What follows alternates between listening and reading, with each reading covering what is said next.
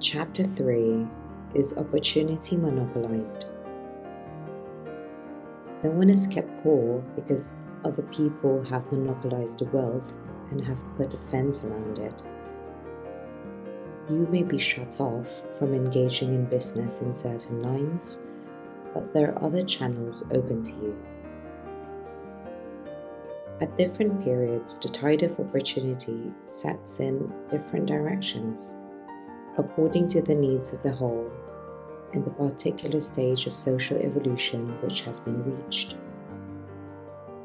There is abundance of opportunity for the person who will go with the tide, instead of trying to swim against it. So workers, either as individuals or as a class, are not deprived of opportunity. The workers are not being kept down by their masters. They're not being ground by the trusts and big business. As a class, they are where they are because they do not do things in a certain way. The working class may become the master class whenever they will begin to do things in a certain way. The law of wealth is the same for them as it is for all others. This they must learn, and they will remain where they are as long as they continue to do as they do.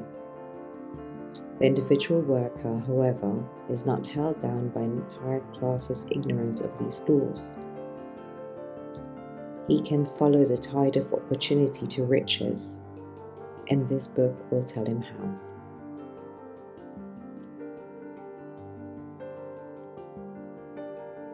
Supply of riches.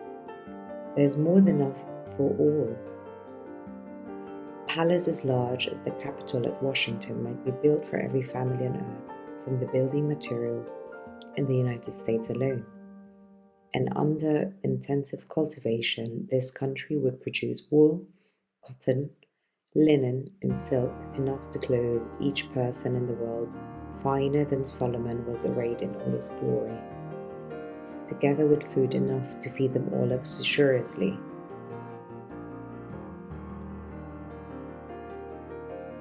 The visible supply is practically inexhaustible, and the invisible supply really is inexhaustible. Everything you see on earth is made from one original substance, out of which all things proceed. New forms are constantly being made, and older ones are dissolving, and all our shapes assumed by one thing. There is no limit to the supply of formless stuff, or original substance.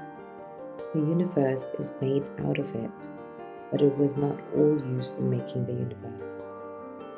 The spaces in, through, and between the forms of the visible universe are permeated and filled with original substance, with the formless stuff, with the raw material of all things.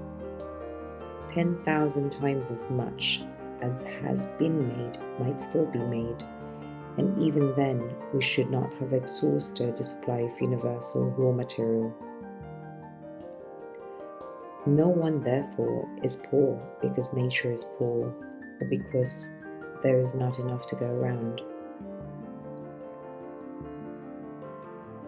Nature is an inexhaustible storehouse of riches. The supply will never run short. Original substance is alive with creative energy and is constantly producing more forms. When the supply of building material is exhausted, more will be produced. When the soil is exhausted, so that foodstuffs and material for clothing will no longer grow upon it, it will be renewed, or more soil will be made. When all the gold and silver has been dug from the earth, if humanity is still in such a stage of social development that it needs gold and silver, more will be produced from the formless.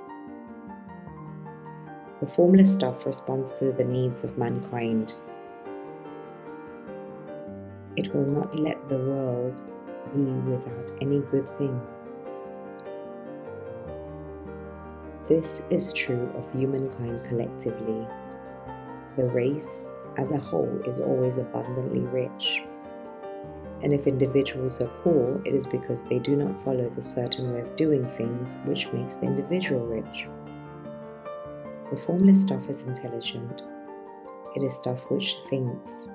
It is alive and is always impelled toward more life. To seek to live more. It is the nature of intelligence to enlarge itself, and of consciousness to seek to extend its boundaries and find fuller expression. The universe of forms has been made by formless living substance throwing itself into form in order to express itself more fully.